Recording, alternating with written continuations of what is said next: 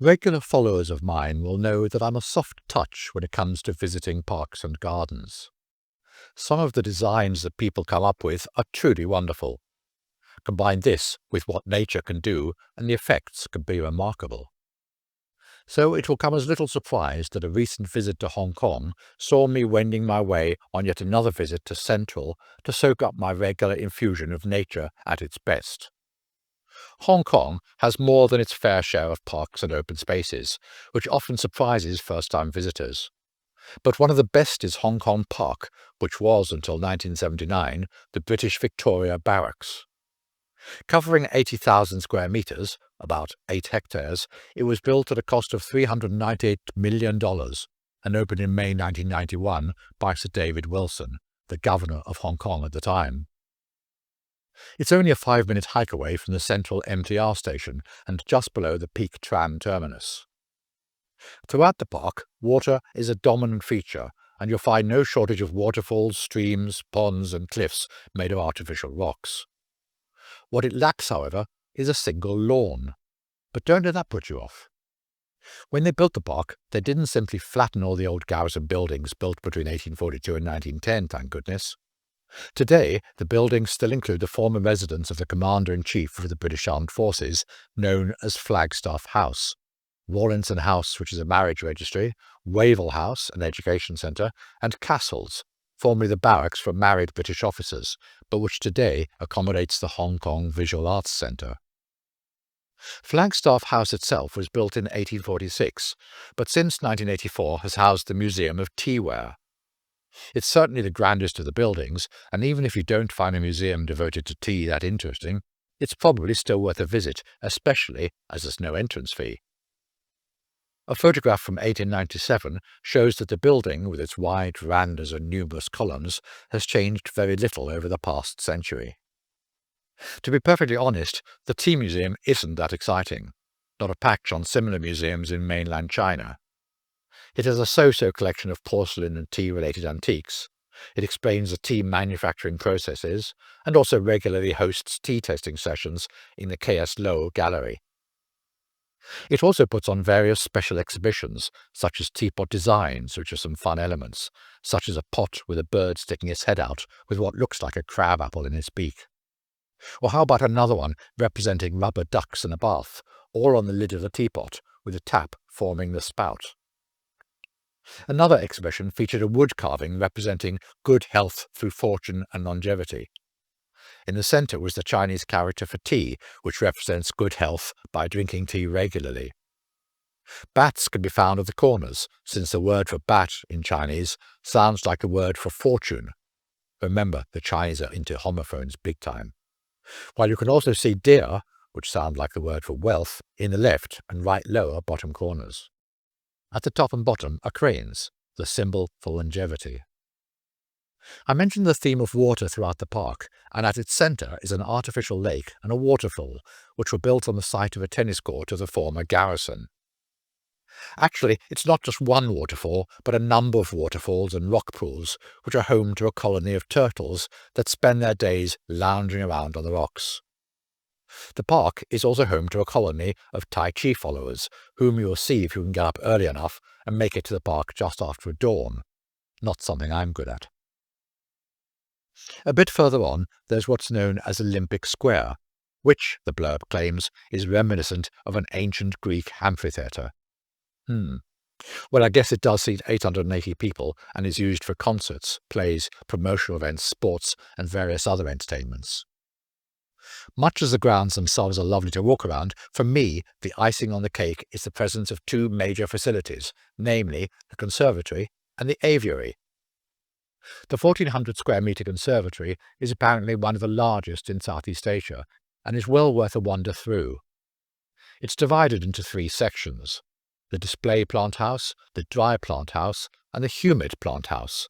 And as you'd expect, a range of climatic conditions are simulated so that visitors can experience everything from a tropical rainforest to an arid desert, with a little imagination thrown in. There's a semi-permanent orchid exhibition, which is marked temporary but has been there for as long as I can remember. Or for cactus lovers, there's a wonderful display of Echinocactus grusonii, or golden barrel for normal people. If the conservatory is a crowd puller, then even more so is the aviary, named after Sir Edward Youde, who served as governor of Hong Kong for 4 years in the 1980s. The aviary features more than 80 species of birds in a tropical rainforest setting that you can wander through. As you enter the EY aviary, you prance over a designer walk-through facility that takes you up to the tree canopy along elevated walkways, with birds flying around the complex with gay abandon. The stainless steel construction is itself a work of art, but throw in the birds fluttering around you and it's fabulous. Okay, so the Hong Kong Park is quite spectacular, so we can assume that the Hong Kong Zoological and Botanical Gardens should be even better, no? Unfortunately, no. The HKZBG boasts that it is bigger than Hong Kong Park, occupying an area of 5.6 hectares. Hold on, I thought the latter was 8 hectares. Oh well, whatever. It was founded in 1871 as a botanic garden and renamed in 1975 to reflect the increased commitments to zoological exhibits. Construction works, we are told, started in 1860, and the first stage was opened to the public in 1864. Hold on, I thought it opened in 1871. As above, ditto. Anyway, it's still one of the oldest zoological and botanical centres in the world by anyone's calculations. The garden is divided into 2 parts by Albany Road, but linked by a subway. The eastern part of the garden is known as the Old Garden, where you'll find a children's playground, aviaries, greenhouse, and a fountain terrace garden. The new garden in the west is mainly the home of mammals and reptiles. But though there are more than 1,000 species in the garden, mostly indigenous to tropical and subtropical regions, it simply isn't a patch on the park.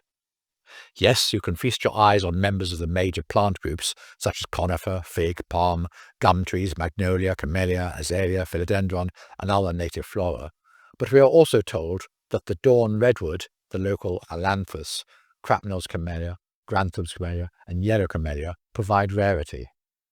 And the garden is frequently filled with the fragrance of roses, mock lime, orange jessamine, kwai-fa, Chinese spirit, and the white jade orchid tree.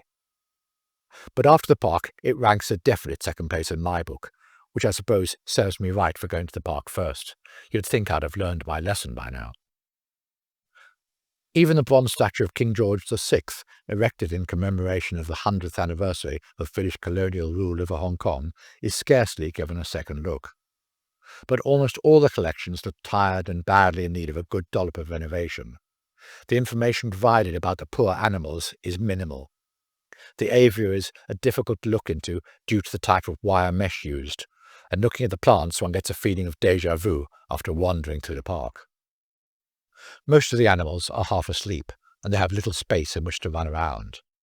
The birds exhibit is made up of only a few cages, and some of the other exhibits, such as the reptiles, are closed. Okay, maybe I'm sounding like a spoiled brat now. The keeping of wild animal exhibits dates back to 1876, when they were kept in small numbers in very primitive structures. But following the major expansion in the mid-1970s, emphasis was directed to the latest techniques in captive breeding and conservation programs. About 400 birds, 70 mammals, and 50 reptiles are now being housed in about 40 enclosures. Providing a splash of colour, if you can force your eyes through the thick cage fencing, are the American flamingos, which are here in abundance. There's a handful of mammals, though the official blurb tells us that the size of the garden precludes the keeping of very large mammal species, such as giraffes, which I think I would call an understatement. So, the lesson to be learned from all of this is that if you intend to visit the 2 places on the same holiday, go visit the zoological gardens first. That way, you won't be able to compare the 2 and be forever disappointed, as you look for something positive to say about it. But at the end of the day, both establishments are free entry, and how many places these days can boast that? Time for your favourite podcaster to start showing a bit of gratitude to the powers that be in Hong Kong, methinks. Okay, I'm duly chastised and thoroughly ashamed of myself. But I'd still give the Hong Kong Zoological a miss if I were you.